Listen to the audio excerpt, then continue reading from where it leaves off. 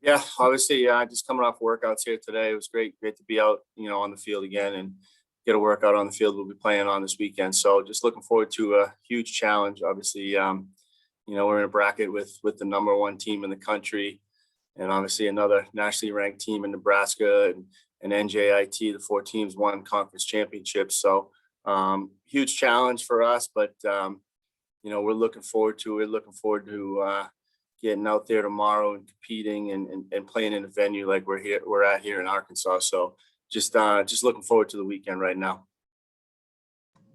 Go ahead, Hutch. Yeah, Coach, have you announced your starting pitcher for tomorrow? Yeah, we're gonna go with Sebastian Keene. I know you've got Cam. I'm not going to try to pronounce his last name. That's been really good for you. Is that just a matter? I know he pitched in the Sunday's game. Is that kind of what went in that decision? Yeah, it really is. Like, Sebastian's pitched great for us all year, and but he has the most rest. We ended up using Cam twice, Schlittler Thursday, game one of the tournament, and then the last game of the tournament for a couple innings, and then we used Kyle Murphy a couple times as well. So just feel like from a health standpoint and making the right decision, Kyle and Cam need an extra day's rest, and Seb's had the most rest. So it's really that's really this decision. That it's just who has the most rest, and then I don't want to sort of limp into the game or just go with our number one because he's our number one. It just the last weekend took a lot out of us, and we've got to recover these last few days. So I just think it makes the most sense to give Cam an extra day. And then also, would Cam be available for Saturday? And then also, could you maybe give us a little scouting report on Sebastian, what kind of pitcher he is and what we should expect to see from him? Sure. Yes. Cam's slated to go on Saturday, so he'll be ready to go there. And then Sebastian, when he's on, he's low to mid 90s. He can get it up to 94, 95, but probably pitches 90 to 93 typically with a really good slider. Has a good changeup as well, curveball. So he's a 4-pitch guy, and they all have different shapes. He works fast. He's got a quick arm. He's explosive. He does it a little bit differently. Cam's a bigger 6'5" guy, where Seb's still 6'1", 6'2", but it's just more explosive and quicker. So when he's on, he's around the zone with all his pitches. When he's a little bit off, he's rushed out of his delivery and he sort of tugs it to his glove side. So that's what we'll keep an eye on for him. But obviously we're hoping that he's pounding the zone with his 4 pitches and works fast, controls the running game, and has the ability to pitch deep into a game. Chris. Hey, Coach, what do you see when you look at Nebraska on film? What jumps out to you? Everything, really. And I'm not just saying that because we're playing them, but it's true. They just seem to be, the word we kept using as a staff is just seem to be so balanced. They seem to be able to do everything really well. They're physical on offense. They have speed. They have a bunch of guys with home runs and rely on a lot of guys offensively, can score a lot of different ways. And on the mound, they obviously have some studs, and we're going to see one here, game one, and great back end of the bullpen as well. So I think we just see a tremendous balance, and again, conference champions, and been there and done that. So we know it's going to be a huge challenge, but I think, it's not necessarily like we're not worried about one guy beating us. They just have too many guys, really. So we're just going to have to, to try to attack everybody and force them to, all beat us, really. What was going through that conference tournament like for you guys as far as, preparation for this week and having to do it the way you did and the comeback and everything? How'd that kind of set you guys up for this weekend? Yeah, I hope we're going to learn from that, right? So that's, we needed to get over that hump from our program's perspective. We need to beat Wilmington.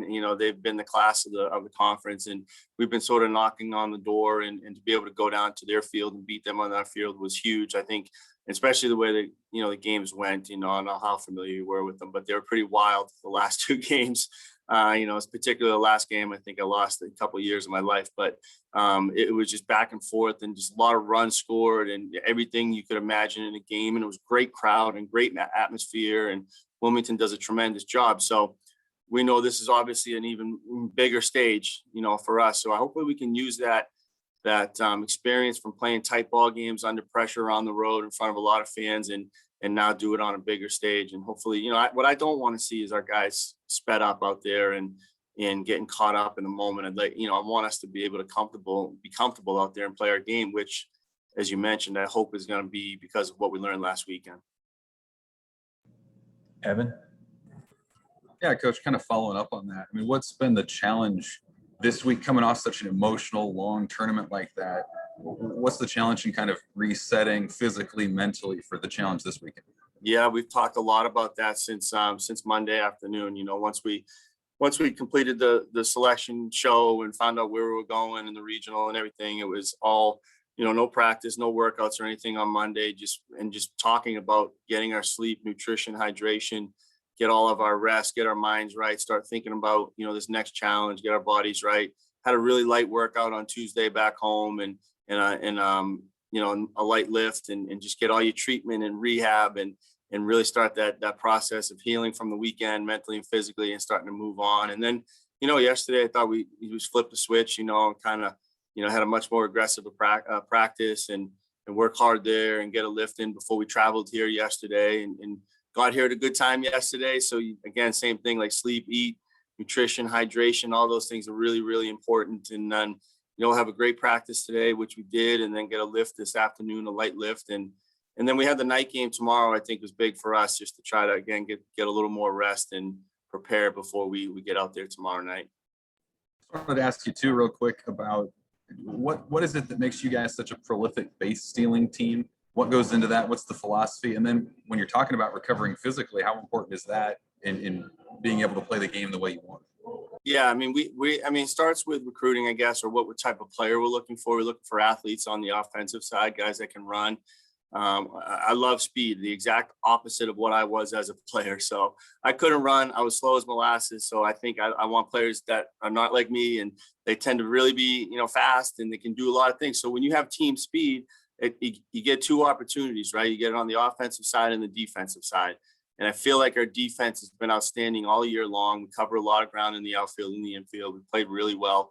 And then from the offensive side, there's a lot of we do have great stolen base numbers. And I think we're prepared for every game. And the teams that don't hold runners well and do a good job with it, those are the ones we really, you see our big stolen base numbers in some games.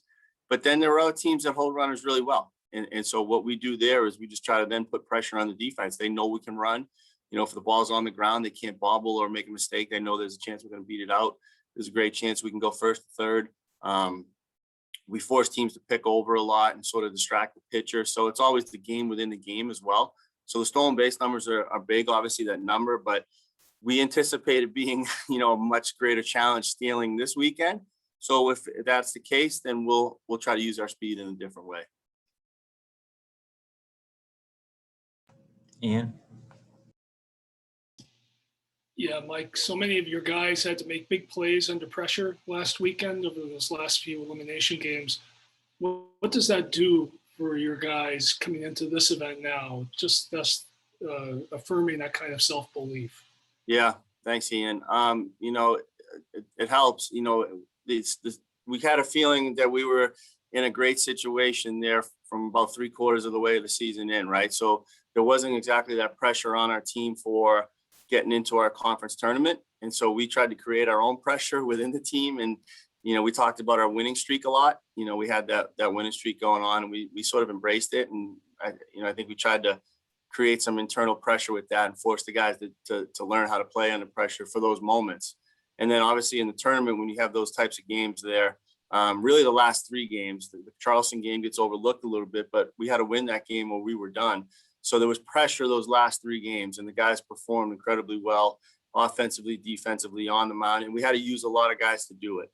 So I think they know, what we're in for this weekend, or at least we have an idea. You don't really know, I guess, until you're out there lined up against the other team. But we certainly have to be able to use those games as, an experience to be able to handle that this weekend. Bob, did you have any questions?